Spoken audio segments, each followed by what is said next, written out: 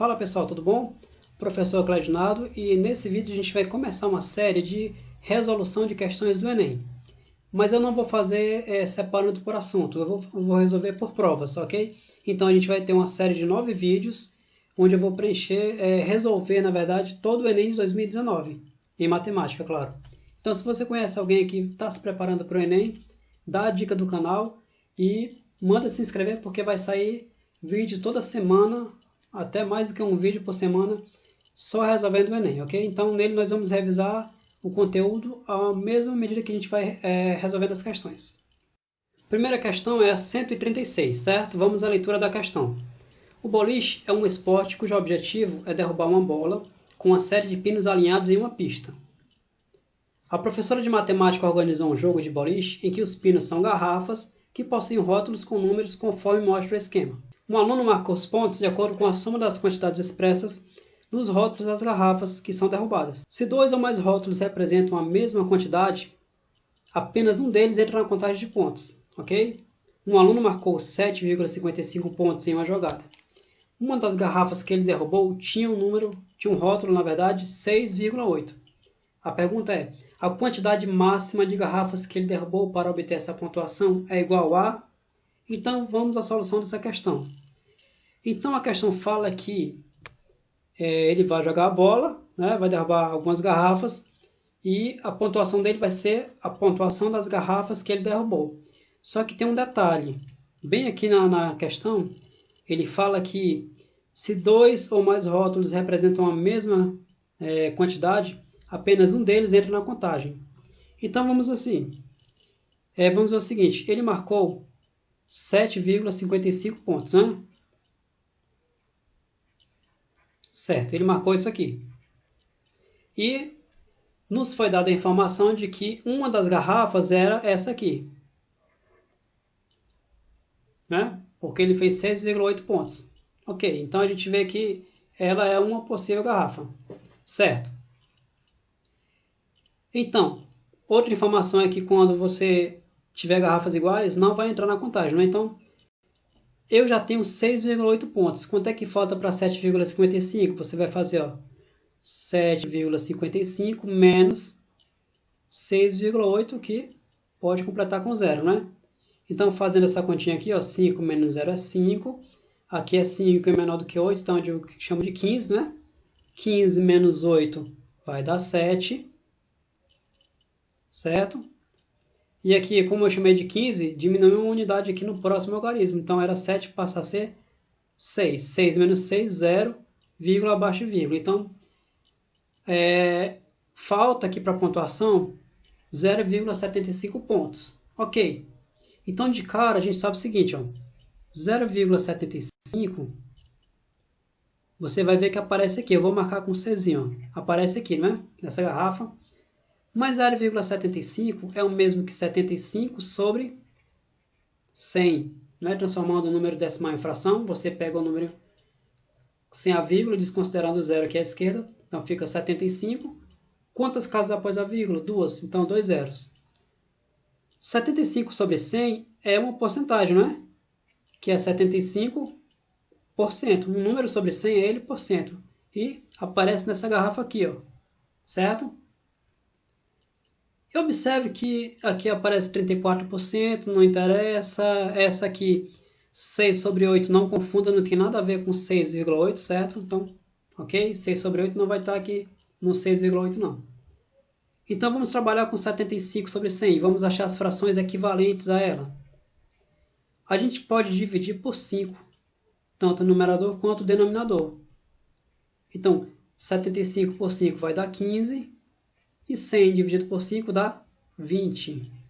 A gente pode dividir de novo por 5 aqui, né? 15 por 5 dá 3, 20 por 5 dá 4. Opa, 3 sobre 4 aparece aqui, essa garrafa aqui. Certo? Então, vamos trabalhar agora com a fração 3 sobre 4. Achar as frações equivalentes a ela. Se você multiplicar por 2 numerador e denominador, 3 vezes 2, 6. 4 vezes 2, 8. 6 sobre 8. 6 sobre 8 vai entrar na conta, mas não, cuidado, não pelo 6,8, mas pelo 3 sobre 4. 6 sobre 8, marquei, né? Então, 6 sobre 8. E se eu pegar o 3 sobre 4 e multiplicar agora os 2 por 3, aqui vai ficar então 3 vezes 3, 9, 4 vezes 3, 12. Outra fração equivalente, né? Que aparece aqui também, 9 sobre 12, certo? As outras frações não são equivalentes a essa aí, certo? E também não vão entrar nessa conta porque não tem relação com 6,8. Então, achei quantas garrafas aqui. Então, ele quer saber o número máximo de garrafas. Eu não estou dizendo que obrigatoriamente ele derrubou todas essas garrafas, mas que se ele derrubasse todas elas, certo? A pontuação dele seria 7,55 pontos. Então, o número máximo seria 1, que é essa aqui, né, que já foi dado na questão, 2, 3, 4, 5, 6 garrafas. E tem a opção 6 garrafas? Tem sim. A opção é. O item é 6, ok? Esse seria o gabarito correto dessa questão. Vamos à questão 137. Vamos à leitura. As coordenadas usualmente utilizadas na localização de um ponto sobre a superfície terrestre são a latitude e a longitude. Para tal, considera-se que a Terra tem a forma de uma esfera. Um meridiano é uma circunferência sobre a superfície da Terra que passa pelos polos norte e sul, representados na figura por PN e PS. O comprimento da semicircunferência que une os pontos PN e PS tem um comprimento igual a 20.016 km. A linha do Equador também é uma circunferência sobre a superfície da Terra, com raio igual ao raio da Terra, sendo que o plano que a contém é perpendicular ao plano que contém qualquer meridiano. Seja P um ponto na superfície da Terra, C o centro da Terra, e o segmento PC um raio, conforme mostra a figura. Seja φ um ângulo que o segmento PC faz com o plano que contém a linha do Equador. A medida em graus de φ é a medida da latitude de P. Suponha que a partir da linha do Equador, um navio viaje subindo em direção ao Polo Norte, percorrendo o meridiano até o ponto P com 30 graus de latitude. Quantos quilômetros são percorridos pelo navio? Item A, 1.668. Item B, 3.336. Item C, 5.004. Item D, 6.672. Item E, 10.008. Ok? Então, se você ainda não assimilou a questão, eu te aconselho a dar uma pausa no vídeo agora e ficar relendo a questão, que na próxima tela a gente vai tirar isso aqui e vai resolver essa questão, certo? Então, dá uma pausa e dá uma releitura nessa questão. Então, pessoal, só para lembrar, o que interessa para a gente é esse final aqui, ó. Suponha que a partir da linha do Equador, então, a gente vai sair da linha do Equador. Um navio viaja subindo em direção ao Polo Norte, percorrendo o meridiano até o ponto P com 30 graus de latitude. Então, vamos aqui pegar a figura de novo, né? Então, olha só. O navio saiu desse ponto aqui, na linha do Equador, certo? Saiu nesse meridiano, certo? Que até a figura já indica. E gerou um ângulo φ. Só que nesse caso aqui, o φ, na questão falou que é 30 graus, né? Então, o ângulo φ é igual a 30 graus, certo? Também fala na questão que o comprimento de PN até PS aqui, eu vou chamar de C, é 20.016 km, correto? Certo, 20.016 km. Então, olha só. Se a gente puder passar aqui uma linha pontilhada aqui dentro, né? Ele percorreu uma semicircunferência inteira e deu 20.016 km. Esse comprimento aqui é o comprimento dessa semicircunferência. Como ele percorreu 30 graus, a gente basta calcular então o comprimento que equivale aos 30 graus, que seria mais ou menos esse aqui. Então, como é que a gente vai fazer? Seguinte, essa questão é grande, mas você resolve com regra de 3 simples. Se eu olhar em graus aqui, do PN até o PS, ele girou 180 graus. Então, vamos fazer o seguinte, ó. 180 graus equivale a 20.016 km. Eu quero saber no caso de 30 graus. Então, 30 graus equivale a x, que é o que eu vou descobrir. Então, observe que aumentando o ângulo, você vai aumentar o deslocamento. Então, são grandezas diretamente proporcionais. Então, a gente vai montar como aqui? 180 está para 30, assim como 20.016 está para x. E faremos aqui o produto dos extremos é igual ao produto dos meios, né? Então vai ficar x vezes 180 vai dar 180x, né? Aqui. Isso é igual a 30 vezes 20.016, né? Então o x vai ser 30 vezes 20.016 dividido por 180. O 180 que estava aqui, multiplicando o x, vai passar para cá, dividindo. Para facilitar a nossa vida, a gente pode aqui, ó, como tem vou fazer porque tem um produto aqui, certo? Então esse zero aqui vai morrer com esse zero de baixo, que é o equivalente a dividir por 10, né? Ou ainda posso fazer o seguinte, ó, 18 dividido por 3 vai dar quanto? 6, né? Então eu acabei com 3 lá em cima e ficou só 6 embaixo. Então vai ficar aqui x então vai ser 20.016 dividido por 6. Ok? Então a gente vai fazer a divisão. Deixa eu fazer essa divisão bem aqui. 20.016 dividido por 6.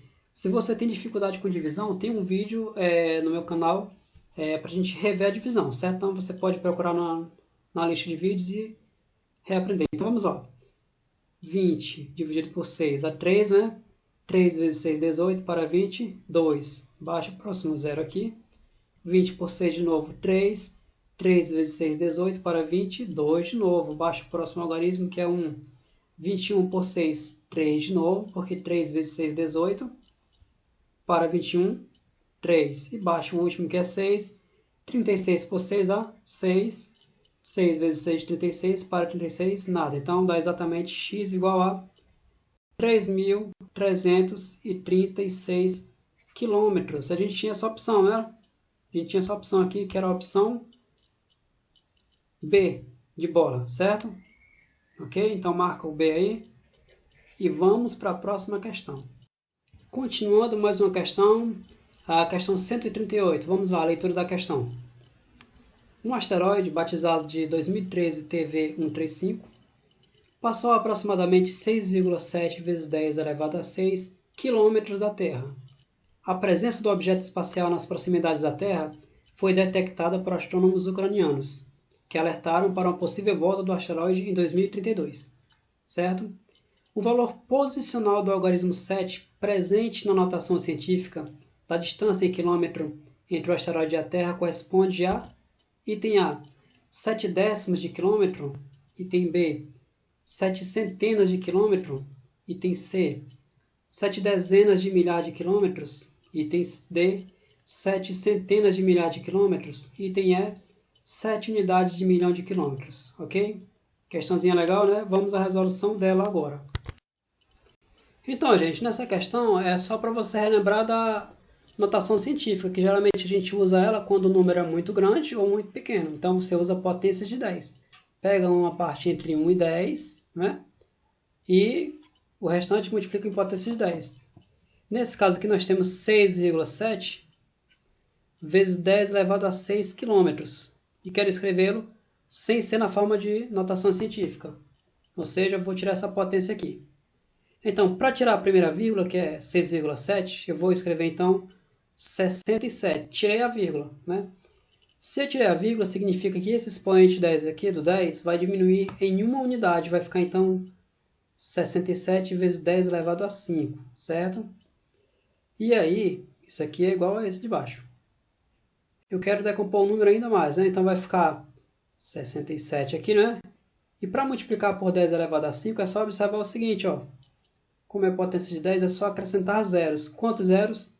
5 zeros. Então vai ficar 1, 2, 3, 4, 5. Então ficou 6.700.000, certo? Então, a resposta correta para isso aí seria 7 centenas de milhares de quilômetros. O 7 tem esse valor. Então, o 7, se você fizesse aqui, ó,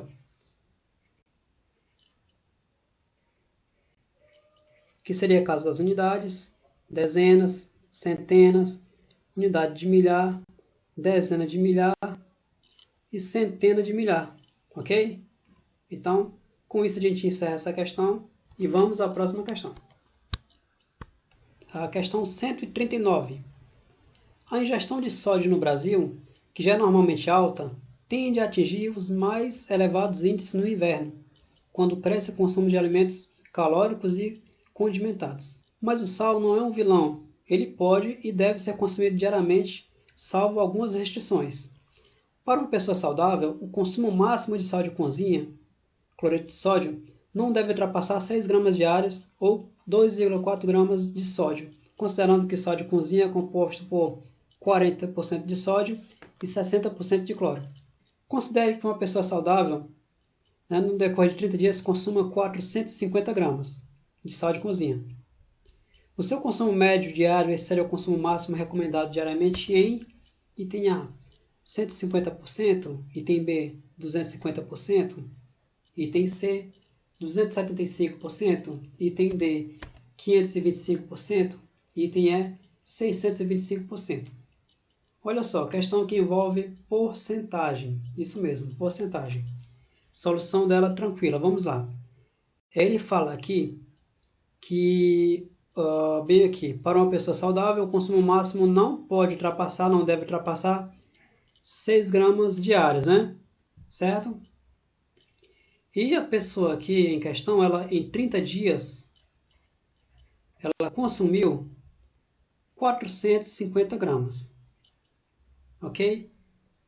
Eu quero trabalhar com o consumo médio diário, então eu vou olhar qual é a média dela, né, de consumo por dia. Então, é só dividir aqui 450 por 30, não é? 45 por 3, dá equivalente a 45 por 3, que dá 15 gramas por dia, né?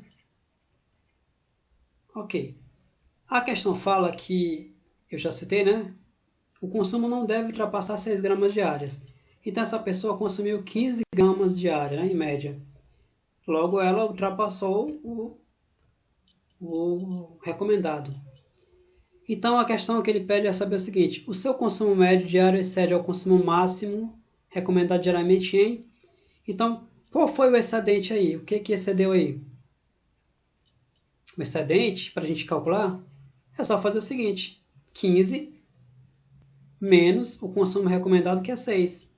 15 menos 6 vai dar 9 gramas. Então, ela teve um excedente diário de 9 gramas, em média, né? Então, agora eu quero saber em porcentagem. Como é que eu vou fazer isso aí? Bem simples, ó. O 100% aqui é o 6, que é o máximo diário, né? Recomendado. E o que eu tenho aqui? 9. Então, você coloca, quando quiser saber uma porcentagem comparando dois números, né? Você coloca dessa forma. Então, 9 sobre 6, a gente vai fazer aqui, simplificando 9 por 3 dá 3, e 6 por 3 dá 2. E para saber em porcentagem, professor, como é que faz isso aí? Tem várias maneiras de você fazer. Então, uma delas é transformar o denominador aqui, ó, em 100. Fica bem simples, né? Então, eu tenho que achar uma fração equivalente a 3 sobre 2, cujo denominador seja 100, né? Ok. Então, vamos aqui. Eu vou multiplicar numerador e denominador por um número, pelo mesmo número, certo? No caso aqui, para transformar o 2 em 100, eu multiplico por 50, tanto numerador quanto denominador.